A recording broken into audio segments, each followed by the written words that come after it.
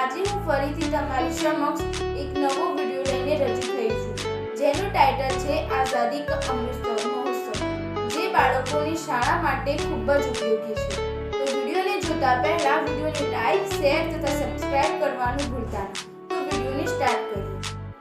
हम अपनी जान के दुश्मन को अपनी जान कहते हैं। हम अपनी जान के दुश्मन को अपनी जान कहते हैं। मोहब्बत की इसी मिट्टी को हिंदुस्तान कहते हैं, हिंदुस्तान कहते हैं। जो दुनिया में सुनाई दे उसे कहते हैं खामोशी, जो आंखों में दिखाई दे उसे तूफान कहते हैं। जो ये दीवार का सुराग है साहब, जो ये दीवार का सुराग है, चाइना, अमेरिका, पाकिस्तान साजिशों का हिस्सा है, मगर हम इसे अपने घर का रोशनदान कहते हैं, अपने घर का रोशनदान कहते हैं। आज़ादी, आज़ादी का सही मतलब वही समझ सकता है कि जिसने कभी गुलामी की हो। हम सब सौभाग्यशाली है कि हमने स्वतंत्र भारत देश में जन्म लिया। और यूं तो आज़ादी की लौ 1857 में ही जल चुकी थी, जो वर्षाल बनकर 1947 में हमारे देश को आज़ाद कराई।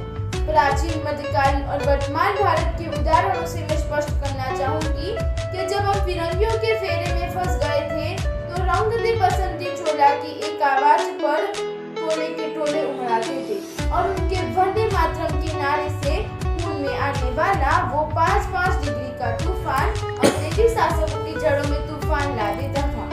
तब लोग मर जाते थे, मिट जाते थे, फांसी चढ़ जाते थे, किंतु वह भी अपनी देशभक्ति साबित कर रहे होते थे, क्योंकि ये उस दौर की देशभक्ति की कसौटी हुआ करती थी। उसके बाद 62, 65 और 71 के युद्धों में अपना सुहाग गवा देने वाली औरत जब करके हालात कुछ ऐसे हो जाया करते थे कि प्यार भी भरपूर गया, मांग का सिंदूर गया, नन्हे नौनिहालों की लंगोटियां चली गई, छोटी छोटी बेटियों की छोटियां चली गई, बाप की कमाई गई, भाई की पढ़ाई गई।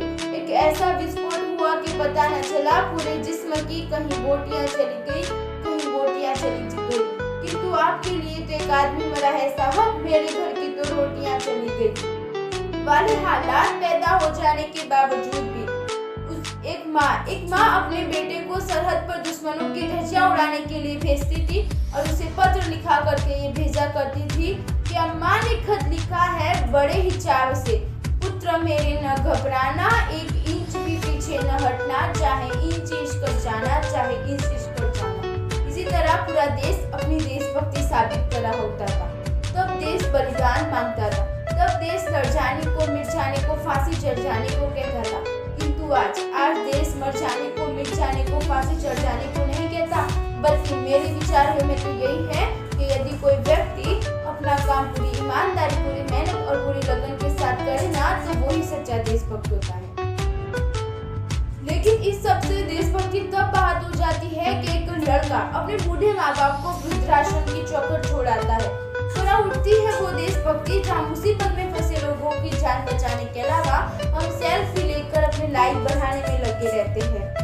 आज के इस दौर में वो युवा जिसके कंधों पे जिम्मेदारी थी राष्ट्र निर्माण एवं समाज की आशाओं को बांधे रखने की, आज वही युवा 4 बाई 4 की छोटी सी स्क्रीन पर अपने कोमल उंगलियों के घर्षण मात्र से ऑनलाइन व्यक्तियों को अपनी भावनाओं की इमोजी भेज रहा है। 4 बोतल बोर्ड का काम मेरा रोज का ने भारत का भविष्य तबाह कर रख दिया है। हम ना ऐसे समाज में जी रहे हैं जहाँ लड़कों से बात करता देख जो भाई हल्काते हैं, जहाँ लड़कों से बात करता देख जो भाई हल्काते हैं, आज वही भाई अपनी गर्लफ्रेंड की किसी घर में हंस के सुनाते हैं। और मैं बता दूं, महिला सुरक्षा के मामले में आज भी हम 4थे स्थान पर आते हैं। इसीलिए इस समाज में महिला को शिक्षित होने की आवश्यकता है, क्योंकि जो महिला बेलन चला सकती है वो महिला अखबार में कलम भी चला सकती है। और हम ना ऐसे समाज में जी रहे हैं जहाँ पत्थर की मूरत को लगते हैं 56 भोग, जहाँ पत्थर की मूरत को लगते हैं 56 भोग, और भूखे नंगे तड़पते सो जाते हैं लोग, भूखे नंगे तड़पते सो जाते हैं लोग। मजदूर को मजदूर समझिए, मजबूर नहीं, गरीबों को काम दीजिए, दान नहीं। अगर दान देने की चूक है तो जीते जी रक्तदान दीजिए और मरने के बाद अंगदान देकर किसी मरते हुए को जीवन दान दीजिए। यही हमारा राष्ट्र प्रेम और यही हमारी सच्ची देशभक्ति है। न सरकार मेरी है न रब मेरा है, न सरकार मेरी है और न रब मेरा है और न ही ये बड़ा सा नाम मेरा है। बस इसी बात का गुरूर है मुझे कि मैं भारत की हूँ और ये भारत मेरा है। परंतु एक वैचारिक बीमारी जो हमारे समाज में मुझे नजर आती है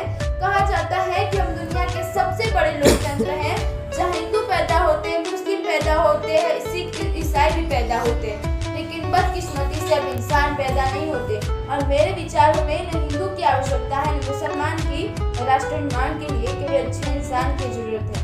जरा सोच कर देखिए कि पेड़ पौधे और शाखाएं भी परेशान हो जाए अगर परिंदा हिंदू या मुस्लिम हो जाए, अगर परिंदा हिंदू या मुस्लिम हो जाए। हमारे भारत देश जहाँ कहा जाता है कि जहाँ शैक्षिक लोग रहते हैं, लेकिन आज ही वही युवा वर्ग जहाँ हमारे भारत देश का शिक्षित वर्ग ही दिल्ली के रास्ता काटने पर खड़ा हो जाना, अपने धर्म अपनी जाति को ऊंचा मानकर दूसरों की धर्म और दूसरों की जाति की अवहेलना करता रहेगा, तब तक न हमारे भारत देश में अंधविश्वास खत्म होगा और न ही राष्ट्रीय निर्माण संभव होगा। हमारे भारत देश का राष्ट्रीय निर्माण तब संभव होगा कि जब एक गरीब बच्चा मध्याह्न भोजन के लिए नहीं अपितु ज्ञान अर्जन के लिए सरकारी स्कूल की चौखट पर कदम रखेगा। हमारा राष्ट्रीय निर्माण तब संभव होगा कि इस देश में महिलाओं की पूजा नहीं बल्कि उनकी इज्जत की जाएगी। हमारा राष्ट्रीय निर्माण तब संभव होगा कि जब एक स्वच्छ भारत अभियान में केवल सरकार ही नहीं बल्कि सड़क पर चल रहा हर एक नागरिक हाथ बटाएगा। और हमारा राष्ट्रीय निर्माण तब भी संभव नहीं हो पाता कि जब एक व्यक्ति नैतिक रूप से सटीक, चारित्रिक रूप से भ्रष्ट, मानसिक रूप से दिवालिया, धार्मिक रूप से अंधारा, नैतिक रूप से गंदा, स्वीकृतिमान मूल्यों के आत्मा को छिन्न भिन्न पैबंद में अखंड भारत को अखंड करता रहेगा, तब तक हमारे देश में से न गंदगी दूर होगी और न ही राष्ट्रीय निर्माण संभव होगा। और मैं अपने राष्ट्रीय निर्माण के लिए केवल इतना ही कहना चाहूंगी और इतना कहूंगी कि सारे जहां से अच्छा हिंदुस्तान हमारा, सारे जहां से अच्छा हिंदुस्तान हमारा, अंगुल चीने है इसके और ये गुलिस्तान हमारा, ये गुलिस्तान हमारा। तो गाइस, तो તમને આ મારી વિડીયો પસંદ આવ્યો તો લાઈક, શેર અને કમેન્ટ કરવાનું ભૂલતા ન. અસ્તુ. જય હિન્દ, જય ભારત.